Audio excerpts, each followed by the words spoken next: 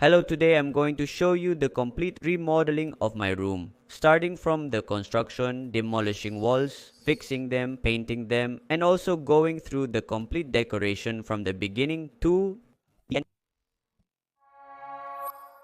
For those who follow me on Instagram or TikTok, you could see that I have been under construction at my house for quite some time now. I also received many messages about what had happened to my previous house when I had worked a lot on it. Like for example, in the living room and in the yard. I'm going to leave here also in the corner the link in case you want to see the remodeling, for example, of the living room or my yard of the old house. The new house is huge. There are many areas to remodel and I'm going to do it little by little and as best as I can. The first thing I did was dismantle the old wardrobe, as it not only seemed aesthetically unpleasant to me, but also took up space, ridiculously large in the room, which is already quite small. This freed up a new space, and yes, you're probably thinking, if I took out the wardrobe, where am I going to put all the clothes? Well, it turns out that in the horrible design of my house, there are two bathrooms that are literally attached. And on top of that, they are backwards, since the toilet is where the guest one should be and vice versa. So the small bathroom that's inside the room, I decided to turn it into a dressing room. But I'll show you that in a future video. The other thing I had to face was the feeling of confinement that the room had for being so small and dark. The only window, it had looked not only ugly but pointless. It was full of bars and looked like a jail. Taking advantage of the garden on the other side, I thought that a floor-to-ceiling window could be installed that would even allow to exit through there. I started looking for a used, nice and cheap wooden window, and I found one that, although it looked in a deplorable state, I saw a lot of potential in it. The only downside was that I had to go pick it up about 70 kilometers from my house, and it was difficult. But with the help of a friend, we put it on the roof of my car, and I brought it home very slowly. The door is made of a very hard and heavy wood. A lot. Now it was missing where and how to put it. The window opens inward and to both sides, and if I put it exactly where the other window was, then the door leaf wouldn't be able to open fully. So I had to put it slightly offset to the right, and that's how I started to demolish the wall. Beforehand, I made sure that my wall wasn't load bearing. For this, I checked the plans and saw that the ceiling slab is supported by a horizontal column. I also didn't put a lintel above the window, since above the window was hollow, as that's where the blind system was inserted. So it made no sense to put a lintel if nothing could fall. Returning to the demolition, first I removed the air conditioning and the window grill. With a grinder, I cut from where to where the opening was going to be. This helps to demolish more evenly and neatly, even though the line was a bit crooked. Having done this with a 5 kilo mallet, I kept hitting the wall until I completely demolished the section I needed. I think the easiest way to demolish a wall is simply to hit it with a mallet. Use a mallet that suits the strength you may have. Use a heavier mallet if you're stronger, or a smaller one if you're not as strong. With a smaller one, logically you will take longer.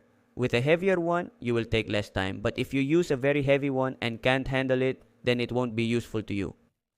Right through that place ran a gas pipe that luckily for me ended just before where I was going to install the window. So I put a blind cap on it, checked for leaks with soap and water, and carried on. The first problem arose on the floor. On the outside was higher than the inside. With an inch difference, this was terrible because when it rained, due to simple gravity, all the water would fall inside, so I leveled it with some wooden guides on both sides, and I made a new folder making a sort of step. On the outside it was an inch, and on the inside 2 inches, so the water could no longer get in, although in the end it did get in, but you will see how I solved it. I made the folder with special mortar and added a waterproofing agent to prevent the moisture. I leveled it well with a stick to make it as smooth as possible and filled it with a couple of rubble. Since the folder was thin, I didn't make it armed, but if you're going to make a larger folder, put a metal bar inside for resistance. Now it was time to start putting in the window. I presented it in a hole I had made, and using a level of about 1.5 meters, since I don't have a plumb line, I was leveling it. For this, I used wedges underneath so that it would end up completely straight. I also separated it a few millimeters from the floor so that the wood would never be in direct contact with the floor and could absorb moisture from there. Once already Once everything was straight, I welded some metal rods to the side since the ones that came had been cut, so I would have more grip on the wall, and with a mixture of 3 parts sand to 1 part gray and waterproof cement, I started filling the spaces between the window and the wall with concrete. On the other side there was a huge hole, and since it corresponded to the old window, I had to fill it with bricks as if I was building a wall from scratch. I left the cement unsmoothed with imperfections, so when I plastered it would have better grip. In fact, this is extremely practical because otherwise exactly this can happen, that the plaster peels off the brick and falls off in one piece. Now it was the turn of the plaster. There is interior plaster, exterior plaster, fine and coarse. For each one, logically, coarse plaster is applied first and then fine.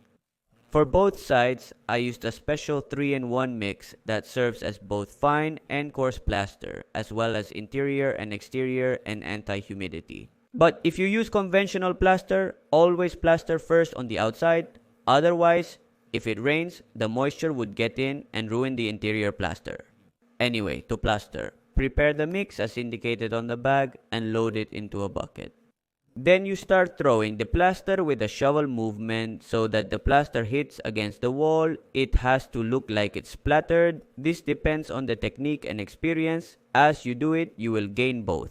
I started plastering very poorly, and by the time I finished, my rhythm had improved quite a bit. If the plaster is thicker than 2 centimeters, then they do it in 2 layers.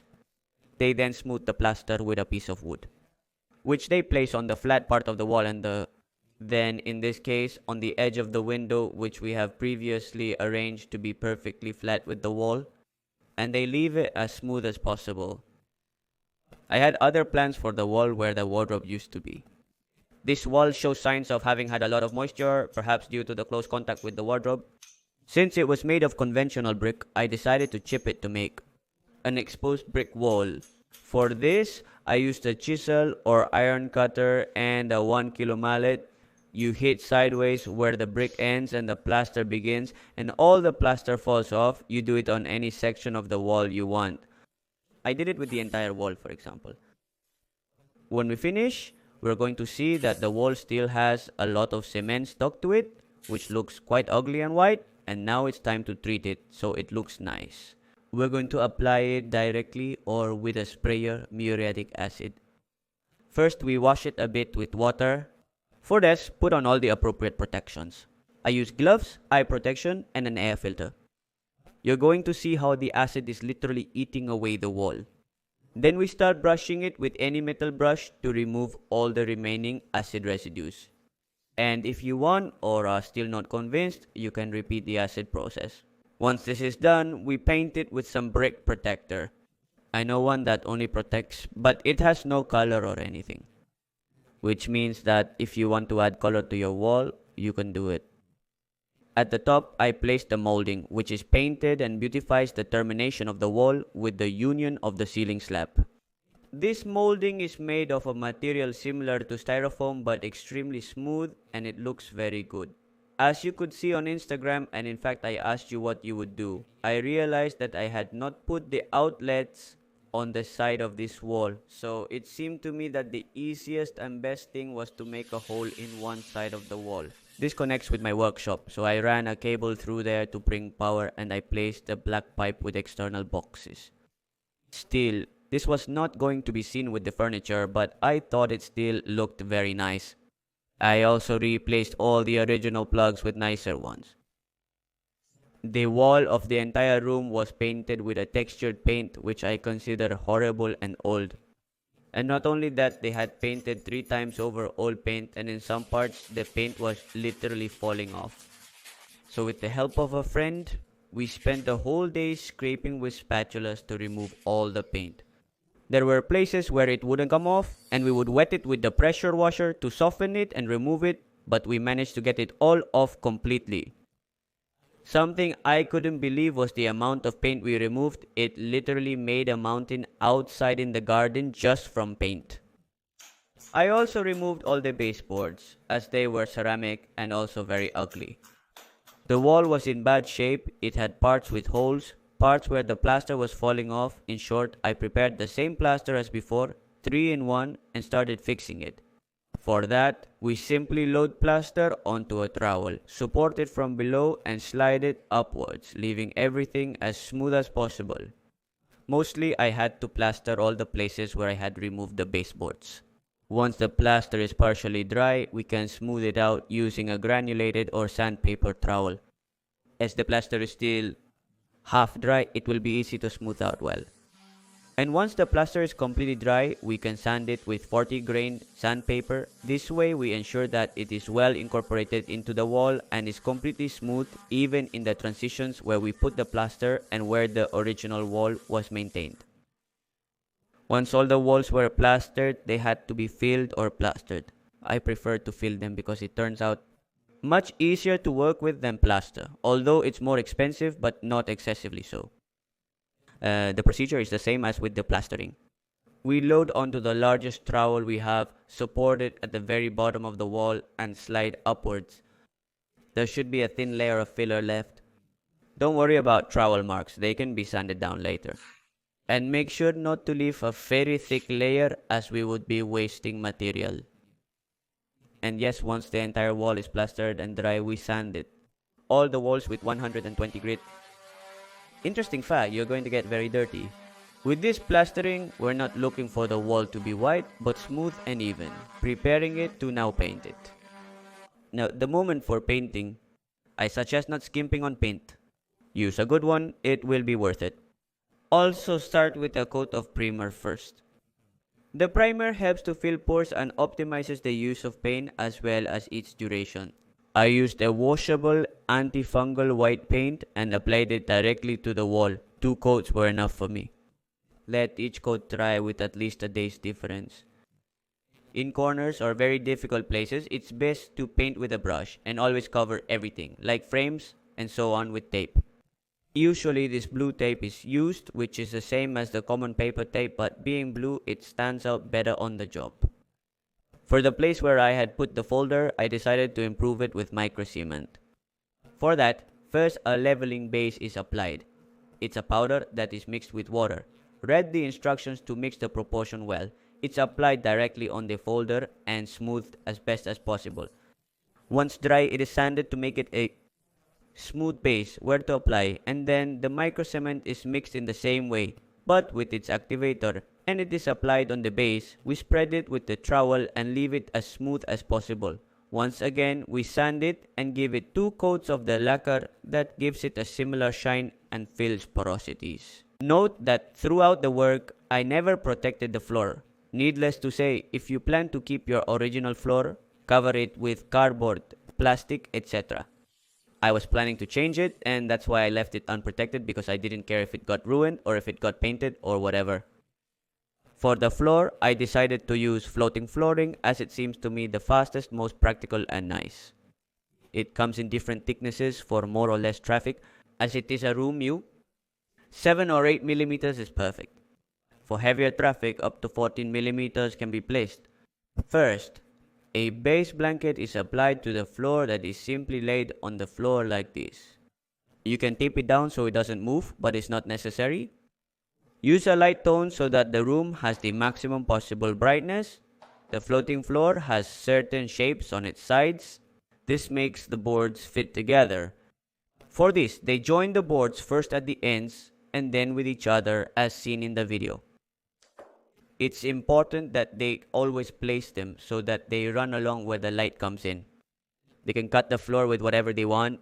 I used a jigsaw, and for the difficult sides, you can use a cardboard to make the shape and then transfer it to the wood. Try to make the most of each board as much as possible. To finish, all that's left is to put the baseboards. I used 7 cm high white medium density fiberboard baseboards. The baseboard is always cut at 45-degree angles so that they fit well with each other and are glued to the wall with silicone or some baseboard glue or multi-purpose glue. Once glued, they nail them, and please never screw them because it will look horrible. I used a pneumatic nailer, but a hammer and common nails are enough. Then they cover those nails with a little bit of filler. And another recommendation, don't use nails with heads, obviously. As you can see, the finishes turned out quite bad. due to the low quality of the baseboards and my lack of experience installing them, but then with some white putty we filled in those joints and you can't even tell. I painted the two windows white. I thought they looked much nicer that way. Even though there are those who consider it a crime because they thought it was better, the original color of the wood, but that has more to do with taste than with quality or practical purposes. And what do you think? Would you have left it the original color or would you have painted it like I did? For that, I cleaned and sanded them well. They also had varnish on the glass from the first time they were painted. So with some turpentine or a cutter blade, you can remove it as seen in the video. I painted them with satin white synthetic paint and a brush, using a cardboard to cover each window when I was painting them. You can also cover each little window with tape and paper, but it would take an eternity, at least with this window model. Although the result is better, I painted the frame in the same way, and here is where the problem started. I realized that the right side, even though it was placed straight, was curved. It looked like a banana, and it seems that it has been like this for a while. You can also see that one of the top leaves broke because of this, and far from fixing the main problem, they changed the grip bolt's position, and this made the door open at an angle. You can even see in the publication photos how the doors were closing in a horrible way. With a laser level, I marked the side to make it straight and cut it with a circular saw. I also removed 4 of the 6 anchor bolts and repositioned them to their original place. Well aligned, I planned the top and bottom windows to have a perfect closure. And now the windows were completely straight and sealed well. But in the center, they collided. So I planned the side of the other leaf, and with a router, I made the groove again so it closes with the other leaf. Now, they had a perfect closure. Below, I put a rubber baseboard, which allows it to also have a perfect closure at the bottom and prevents air and dirt from getting in from outside.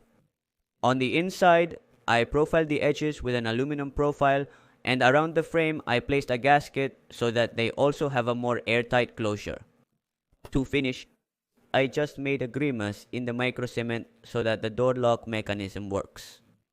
On the outside, I placed a roll-up blackout window suitable for outdoors, and what I'm going to do next is to make it electric in a future video.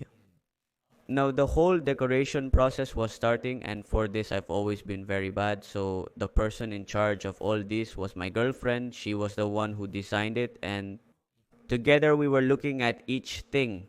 At first, we reviewed the color palette we wanted to use. However, we both were leaning towards light and bright colors. We already had a white room with a white French door, a floor that simulated light-colored wood, and a brick wall that served as the main piece of the room. Along the way, we discovered the Nordic style, which for those who, like me, have no idea what it means, it moves away from the ostentatious and from the complexity of traditional styles and focuses more on contemporary elements. It has a functional, practical approach, with a clean, minimalist aesthetic, but above all, warm and homely. In the previous room, I had the bed next to the closet, so to access it, I had to climb onto the bed. In addition to that, I had the desk and computer right next to it, barely fitting in the space. This made me feel a bit overwhelmed. That's why I was looking for accessibility to all spaces and fluidity in the path to them. Soft colors, pastel tones combined with old and worn woods are essential factors of this style. That was the chosen color palette plus the green of the plants that generated a color spot. I have to tell you that the best option for decoration inspiration for those who don't like to research much is Pinterest. There are also quite a few blogs about interior decoration, but the truth is, I didn't even look at those. Starting in order, on the side of the entrance, there is a hallway with a wall over 3 meters high. We were thinking about what to put so that, as she says, the room would have character.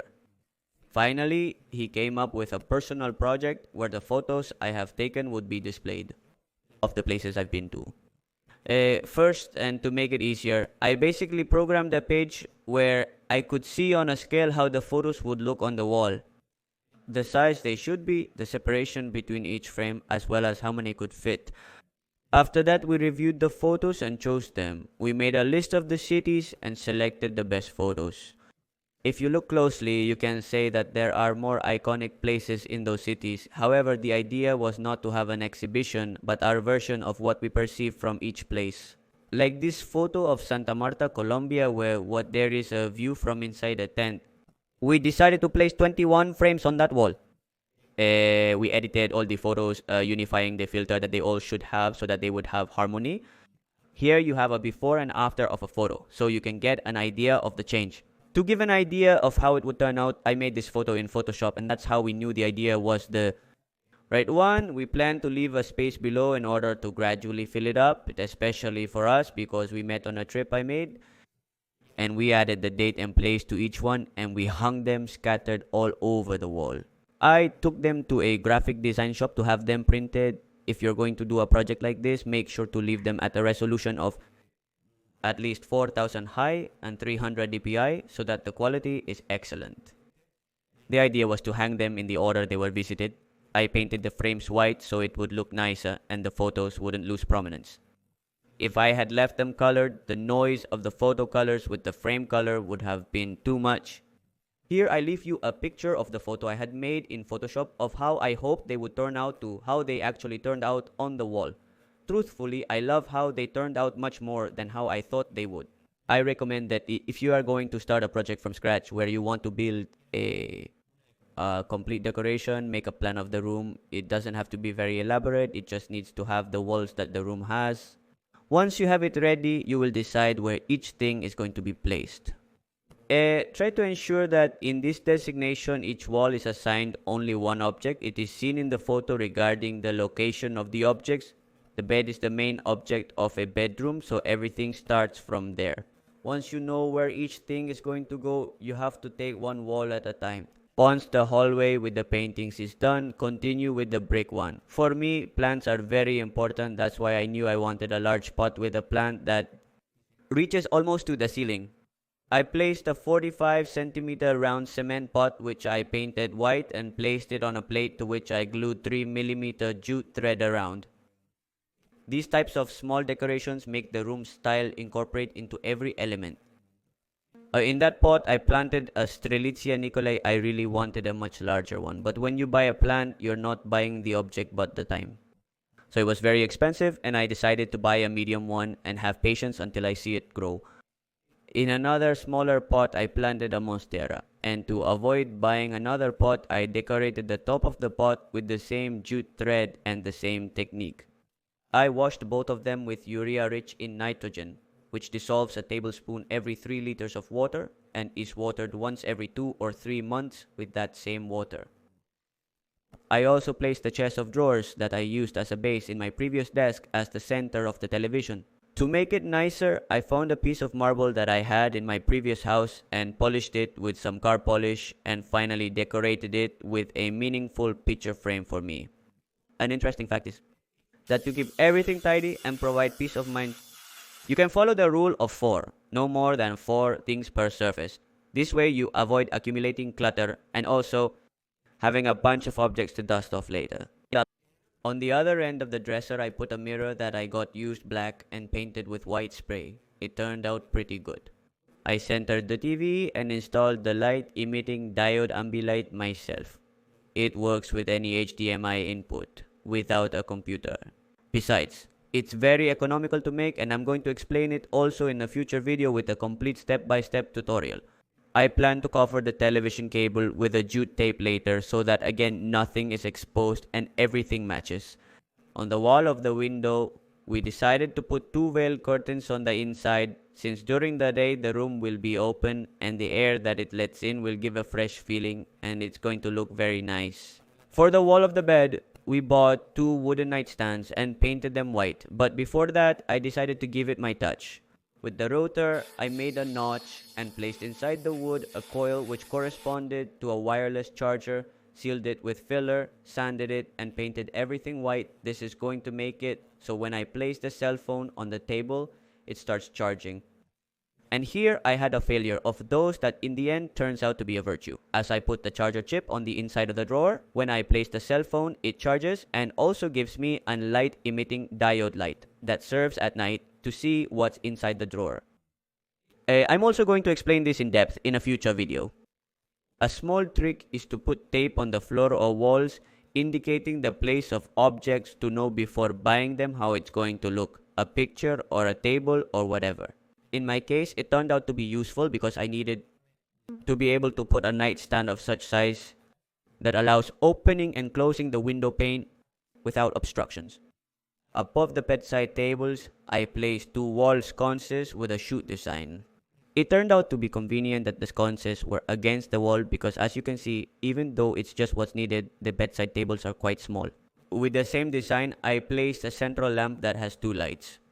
I used smart bulbs to be able to automate the lights. In the bottom compartment of the nightstands, we put some small baskets that match and where you can store some things. The centerpiece of that wall we turned into a picture that represents our story in a type of art called one line. We designed it together and made it to measure so that it was just a little larger than the bed, thus fulfilling the element of symmetry.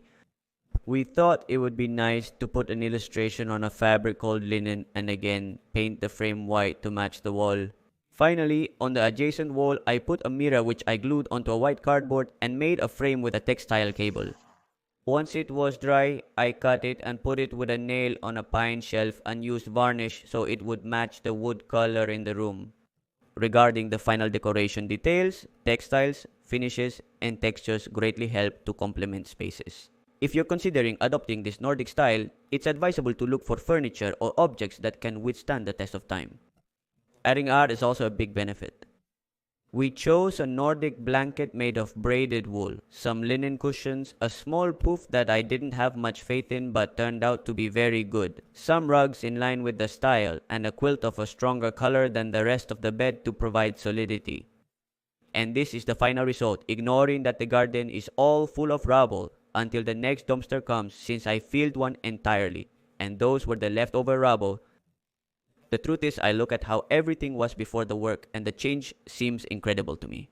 What do you think? All the lighting from the lamps to the TV LEDs are smart and are associated with Alexa and an app on my phone. For that, I use a Raspberry which has an emulator of the Philips system with which I can use not only the original lamps but lamps from other brands or even ones that I manufacture. That's why I can control all from the Philips app. Even the TV is Ambilight, and I can change the intensities, routines, manage them with voice, and more. I will also talk about how to do it in a future video. I know you noticed that this time I talked a lot about decoration. The truth is that I don't do much of that because I don't know if it's of your interest, but after this decoration process, even I started liking the topic, especially when you see the result, you realize that everything is worth it. Oh, and remember, I told you that despite everything, water was still coming in through the door? In the end, I solved it by buying an aluminum L and glued it with a lot of silicone at the bottom where the floating floor ends, and it formed like a barrier of about 5 millimeters and the water will never pass again. I'm also going to leave you here a small list in pesos and dollars in case you're not watching me from Argentina of what I spent on the work, just on the work and not on the furniture or anything, so you can get an idea of what it cost. Next, we'll be remodeling the bathroom, so stay tuned if you're interested.